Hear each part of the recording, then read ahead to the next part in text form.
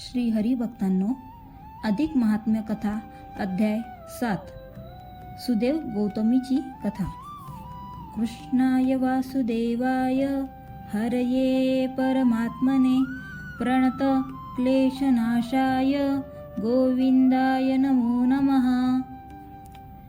वाल्मिकी मुनी दृढ धन्वराजाला सांगू लागले, राजा, पूर्वजन्मी तू द्रविड देशात ताम्रपर्णी नावाच्या नदीच्या काठी एका आश्रमात राहत होतास।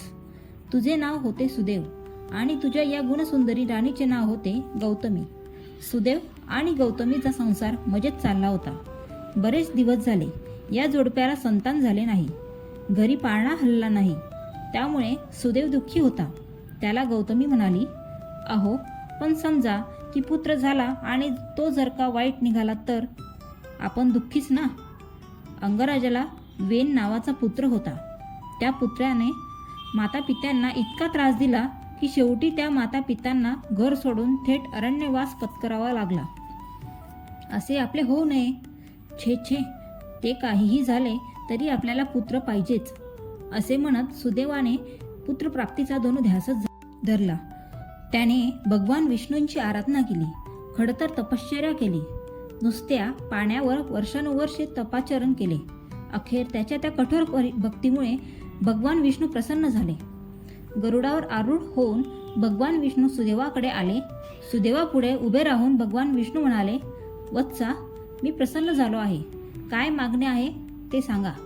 सुदेव म्हणाला, भगवंता, मला पुत्र सुख पाहिजे, पुत्राखेरीज माझे दुसरे काहीही मागणे नाही, मला पुत्र द्यावा। त्यावर भगवान विष्णू गंभीर होऊन म्हणाले, सुदेवा, तुझ्या नशिबी पुत्र नाही, पुत्राखेरीज दुसरे काहीही माग। दैवगती विचित्र आहे, ब्रह्मलिखित अटळ आहे। काय, आमच्या नशिबी पुत्र संतान नाही? भगवंता, तुम्ही आम्हाला पुत्रप्राप्तीचा वर देऊ शकत नाही? मग या खडतर तपश्चर्याचे फळ काय? इतर कोणते मागणे मागू? इतके बोलून सुदेवाला खूप दुःख झाले। नशिबी पुत्र सुख नाही असे म्हणत तो जमिनीवर धाडकन पडला। त्याला मूर्छा आली। ते पाहून गौतमी आक्रोश करू लागली।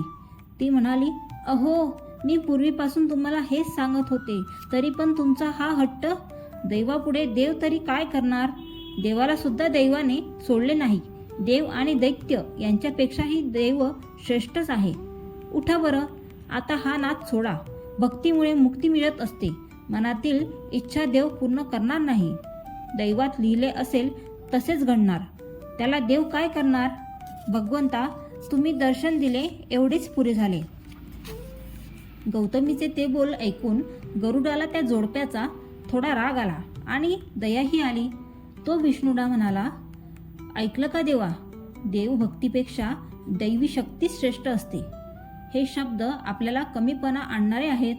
दैवापुढे देवाचे सामर्थ्य चालत नाही, असा जर जगाचा समज झाला तर यापुढे कोणीही देवाची भक्ती करणार नाही।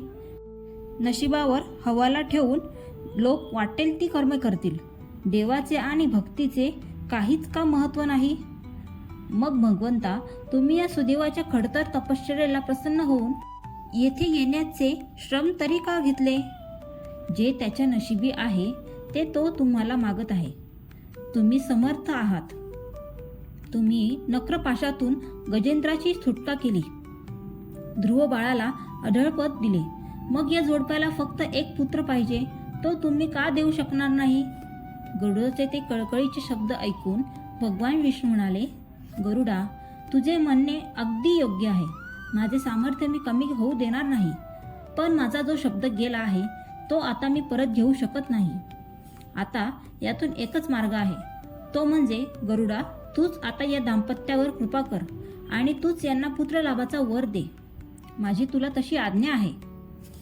ठीक आहे भगवंता, आपल्या आज्ञेप्रमाणे मी यांना आता पुत्र लाभाचा वर देतो। माझाच अंशभूत असा एक पुत्र त्यांना होईल। मात्र पुत्रप्राप्तीबरोबरच पुत्रवियोगाचेही दुःख यांना प्राप्त होईल, कारण पुत्रलाभ ही देवाची कृपा आणि पुत्रवियोग हे दैवाची लीला। अशा दोघांचाही मान राखला जाईल। देव आणि दैव दोन्हीही श्रेष्ठ आहेत, हे यामुळे सिद्ध होईल। गरुडाने हे सांगितले। नंतर गरुडावर आरूढ होऊन भगवान विष्णू वैकुंठाला गेले। सुदेव आणि गौतमी आपल्या आश्रमात परतले. पुन्हा त्यांचा संसार मजेत चालला.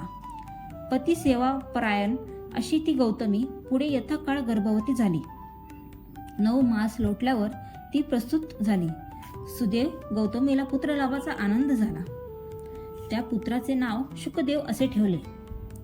मोठा थाटमाट केला. शुकदेव हळूहळू मोठा झाला. त्याचे गोड कौतुक करण्यात सुदेव गौतमीचा काळ मोठा आनंदात गेला. सुदेवाने आपल्या त्या पुत्र शुकदेवाला वेदविद्येचे शास्त्राभ्यासाचे खूप ज्ञान दिले. यथावकाश तो पुत्र शुकदेव एकपाठी तैल बुद्धीचे तेजस्वी बालक झाला होता. 8व्या वर्षी शुकदेवाची मुंज करण्यात आली. त्यावेळी देवल नावाचे मुनी सुदेवाकडे आले होते. त्यांनी त्या शुकदेव बाळाची हुशारी पाहून त्याचे खूपच कौतुक केले. देवल मुनींनी शुकदेवाच्या हस्तरेषेवरून त्याचे भविष्य पाहिले आणि कपाळावर हात मारून मोठा सुस्कारा सोडला.